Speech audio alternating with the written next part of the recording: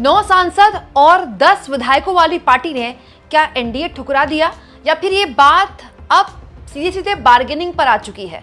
आखिर ठीक संसद से कुछ दिन पहले, या फिर ये कह ले कि ऑलमोस्ट अब तो 4 दिन का ही वक्त बचा है, 5वें दिन तो संसद शुरू हो जाएगी। संसद के 4 दिन पहले वो इंडिया गठबंधन की कौन सी पार्टी है जिसने बड़ा ऐलान करके बड़ा सस्पेंस क्रिएट कर दिया है? दोस्तों 20 तारीख को संसद है और इस बार सरकार वो डिलिमिटेशन बिल लेकर आने वाली है जो अप्रैल में उसका गिर गया था, जिसकी वजह से उसकी काफ़ी किरकिरी हुई थी। लेकिन इस बीच आज इंडिया गठबंधन की एक पार्टी ने प्रेस कॉन्फ्रेंस करके बड़ा ऐलान कर दिया। वो ऐलान अपने आप में बहुत से सुबुगाहट भी अपने साथ लेकर आता है और सवाल भी लेकर आता है। हुआ क्या दोस्तों, सुप्रिया सुले, शरद पवार की बेटी, उन्होंने आज प्रेस कॉन्फ्रेंस की और पिछले 2-3 दिन से लगातार इस तरह की खबरें हैं, चर्चाएं हैं कि दरअसल शरद पवार अपनी पार्टी का विलय कर सकते हैं बीजेपी में या फिर एनडीए का हिस्सा बन सकते हैं, ठीक वैसे ही जैसे उनके भतीजे ने उनकी पार्टी तोड़ी। दोस्तों उसके बाद वो एनडीए की सरकार में डिप्टी सीएम बन गए, वो अलग बात है कि अजित पवार उनका देहांत हो गया। लेकिन इस बीच पिछले 2-3 दिन से ये चर्चाएं काफ़ी प्रबल तरीके से चल रही थी। तभी हुआ क्या दोस्तों, पी चिदम्बरम ने खुलासा कर दिया कि टीएमसी और यहाँ उद्धव ठाकरे की पार्टी तोड़कर भी बीजेपी अपना नंबर पूरा नहीं कर पाई है, इसीलिए अब क्योंकि उसको डिलिमिटेशन बिल पास करवाना है, इसीलिए वो शरद पवार की पार्टी और डीएमके दोनों के सांसदों पर डोरे डाल रही है। देखिए यहाँ पर लिखा हुआ है, after splitting TMC the BJP is reportedly wooing the NCP SP and DMK to garner the crucial votes to support the new version of the failed bill.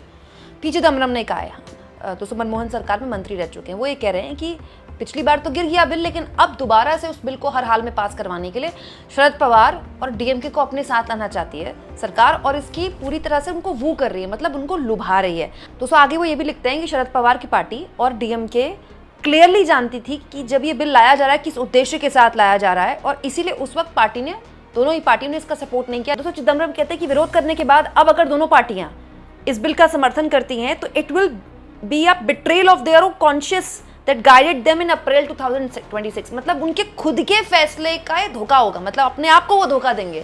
अप्रैल में जिस बिल का उन्होंने विरोध किया, अगर अब जुलाई में आते आते वो उसके समर्थन में आ गए। दोस्तों इसके बाद से चर्चाएं शुरू हो गई कि भाई शरद पवार की पार्टी का एनडीए में या तो विलय होने वाला है या फिर एनडीए का वो हिस्सा बन जाएंगे और बीजेपी को समर्थन दे देंगे, तमाम तरह की चर्चाएं। फिर शरद पवार की पार्टी की बड़ी नेता और शरद पवार की बेटी सुप्रिया सुले आ जाई प्रेस कॉन्फ्रेंस करने के लिए। अब उन्होंने 2-3 बातें बोली हैं दोस्तों।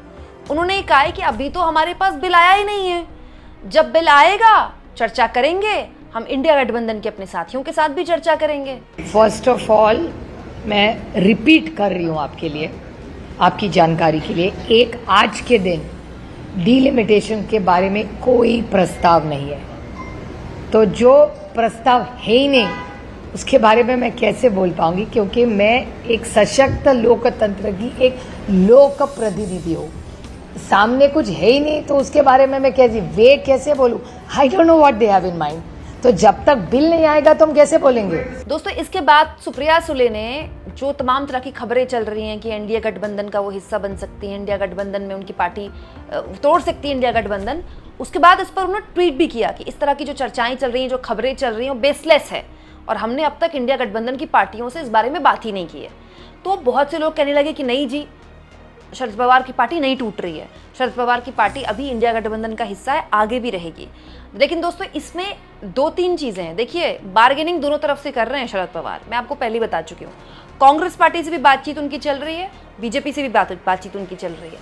कांग्रेस वाले कहते हैं हमसे बातचीत इसलिए कर रहे हैं ताकि बीजेपी से अच्छी डील मिल जाए। जहाँ तक बात है विलय की, दोस्तों शरद पवार ने बहुत पहले ऑफर दिया था कांग्रेस को इस बारे में, तब स्थितियां अलग थी, कांग्रेस ने उस वक्त चीज़ों को बहुत सीरियसली लिया नहीं, कहते हैं लोग। तो फिर अब संसद से पहले सुप्रिया सुले के इस बयान को किस तरह से लिया जाए? देखिए सुप्रिया सुले ने इस प्रेस कॉन्फ्रेंस में बहुत लंबी चौड़ी प्रेस कॉन्फ्रेंस की, 32 मिनट की, उसमें महिला आरक्षण के समर्थन में बोला कि हम तो चाहते हैं महिला आरक्षण बिल पास हो जाए। दोस्तों ये भी हो सकता है शरद पवार की जैसे लोग और MK स्टालिन जैसी पार्टियाँ बेसिकली ये भी कह सकती हैं कि भाई 50% लिखित में दे दीजिए। पिछली बार जो बिल लाया गया था उसमें ये लिखित में नहीं था कि हर राज्य के 50% बढ़ेंगे। अगर ऐसा हो गया तो फिर ये एक ऐसा क्लॉज है ना, ये एक ऐसा पॉइंट है जिसमें बहुत सारी विपक्षी पार्टियां जो अप्रैल में विरोध कर रही थी अब समर्थन में आ सकती हैं। और इसके संकेत तो नायडू पहले ही दे चुके हैं कि 50% लिखित में इस बार आएगा बिल। 50% अगर लिखित में बिल आएगा तो फिर ये जो सुर हैं अभी इंडिया गठबंधन के लिए आ रहे हैं वो एनडीए के लिए आ जाएंगे। अब दोस्तों इसमें सवाल हो सकता है कि शरद पवार अपना जो उनकी पुरानी पार्टी है जो उनसे छीनी गई, जो अजित पवार उसके बाद शामिल हो गए लेकर एनडीए में, उस पार्टी में अपना विलय करेंगे या फिर एनडीए को समर्थन देंगे या फिर बीजेपी में अपना विलय कर देंगे, इसको लेकर सवाल हो सकता है। लेकिन मुझे नहीं लगता कि अब इसमें कोई भी शक है कि शरद पवार की पार्टी एनडीए का हिस्सा नहीं बनेगी। बस ये आजकल की बात है। तो जो लोग खुश हो रहे हैं कि भाई 8 सांसदों की पार्टी, इनफैक्ट 8 तो लोकसभा सांसद हैं शरद पवार की पार्टी के, 1 राज्यसभा सांसद हैं और 10 विधायक हैं, तो कुल 9 सांसद हैं और 10 विधायक हैं। तो लोग ये कह रहे हैं कि देखिए शरद पवार ने रिजेक्ट कर दिया एनडीए का ऑफर। तो शरद पवार कभी भी कुछ भी रिजेक्ट नहीं करते, ये उनकी खासियत है, उनकी मजबूती कह लीजिए या फिर ये उनका राजनीति का तरीका है।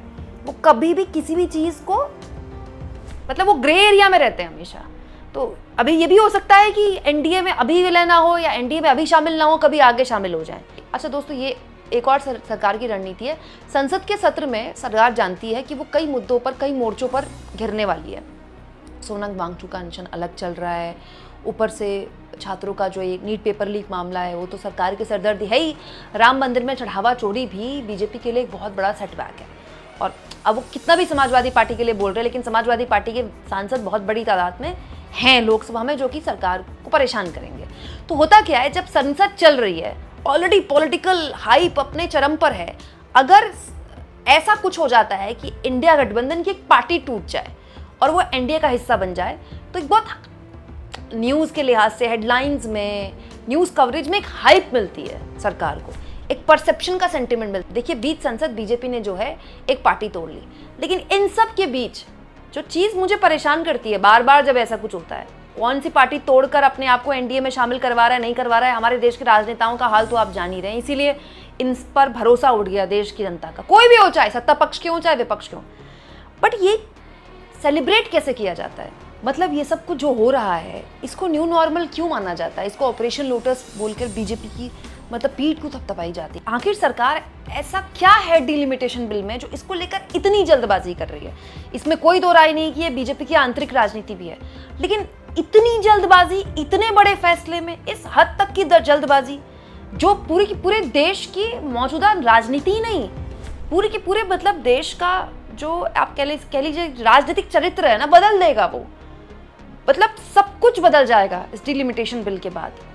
लोकसभा की सीटों की संख्या ही नहीं बदलेंगी, सब कुछ बदल जाएगा, पूरे बड़े लेवल पर परिसीमन होने वाला है देश में। ऐसे हालात में इस फैसले को आखिर इतनी हड़बड़ाहट में लेना क्या ठीक रहेगा? आपको क्या लगता है दोस्तों, इस पर बात क्यों नहीं होती है? और दोस्तों मेरी आप लोगों से गुजारिश होती है, थैंक्स और ज्वाइन, ये 2 ऑप्शन है जिसके जरिए आर्थिक तौर पर भी चैनल को आप सपोर्ट कर सकते हैं।